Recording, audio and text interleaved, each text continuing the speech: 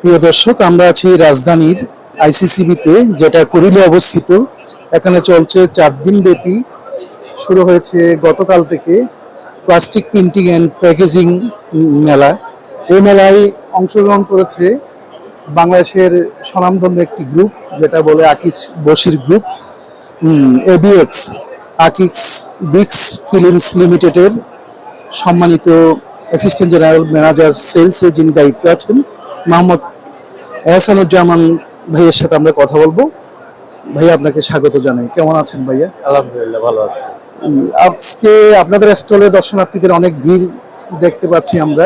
এবার নতুন বছরে আপনারা দর্শনার্থীদের জন্য কি এনেছেন ক্রেতাদের জন্য মেলাতে? হ্যাঁ, প্রত্যেক বছরই এই সময় আমরা মেলার আগে দিয়ে নতুন নতুন ধরনের কোনো প্রোডাক্টকে বাজারের চাহিদা অনুযায়ী ডেভেলপ করার ট্রাই করে থাকি। এবছর আমরা অ্যাট এ টাইম 3টা প্রোডাক্ট নিয়ে এসেছি। একটা হচ্ছে হট স্ট্যাম্পিং ফয়েল। এটা আগে সম্পূর্ণরূপে আমদানি নির্ভর ছিল। অফসেট প্রিন্টিং, প্যাকেজিং এবং কাপড়ের উপরে মেটালিক ইফেক্ট দেওয়ার জন্য এটা খুবই পপুলার একটা ফিল্ম, যেটা আগে শতভাগ আমদানি নির্ভর ছিল। এটা আমরা বাংলাদেশে প্রস্তুত করা শুরু করেছি। এছাড়া প্রোডাক্টের শেলফ লাইফ বাড়ানোর জন্য আমরা এবছর ইন্ট্রোডিউস করেছি হাই ব্যারিয়ার পিইটি ফিল্ম এবং high barrier BOPP film, high barrier high heat resistant BOPP film. তো এই আমরা সাধারণ ট্র্যাডিশনাল ফিল্মগুলির মধ্যে দেখতে পাচ্তাম যে ওটিআর রেট এবং WVTR rate more than 150 gram per square metre per day থাকতো, যেটাকে আমরা লেস দ্যান 2 গ্রামে নিয়ে এসেছি। আমরা আশা করছি এতে করে প্রোডাক্টের শেলফ লাইফ বাড়বে এবং প্রোডাক্টকে দৃশ্যমান করা সম্ভব হবে। অ্যালুমিনিয়ামকে হচ্ছে যে রিপ্লেস করা সম্ভব হবে, তার ফলে একটা সাস্টেইনেবল রিসাইকেলেবল মনোস্ট্রাকচার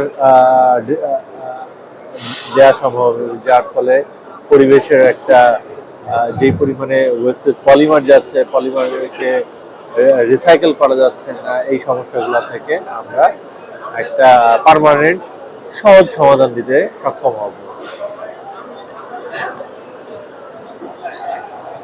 এই মেলার মাধ্যমে আপনারা বর্তমান সরকারের কাছে কি কোনো চাওয়া পাওয়া আছে আপনাদের?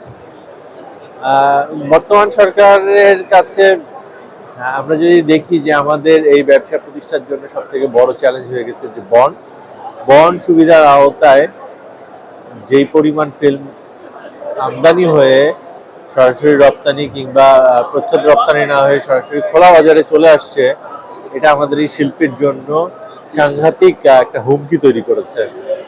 গত বছর 2024-এর তুলনায় যদি 2025 সালে দেখা যায় রপ্তানি প্রবৃদ্ধি না বাড়লেও বন্ডের বিপরীতে আমদানি প্রবৃদ্ধি বেড়েছে ফিল্মের 85% থেকে বেশি, যাতে করে বোঝা যাচ্ছে এই পুরো ম্যাটেরিয়ালসটা খোলা বাজারে চলে এসছে। এতে করে সরকার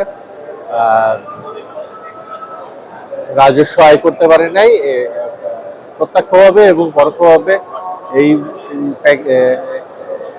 খোলা বাজারে চলে আসা এই ফিল্ম দিয়ে যে পরিমাণ প্যাকেজিং পণ্য তৈরি হয়েছে, এই ফিনিশ প্রোডাক্টসের উপরেও সরকার রাজস্ব আদায় করতে ব্যর্থ হয়েছে।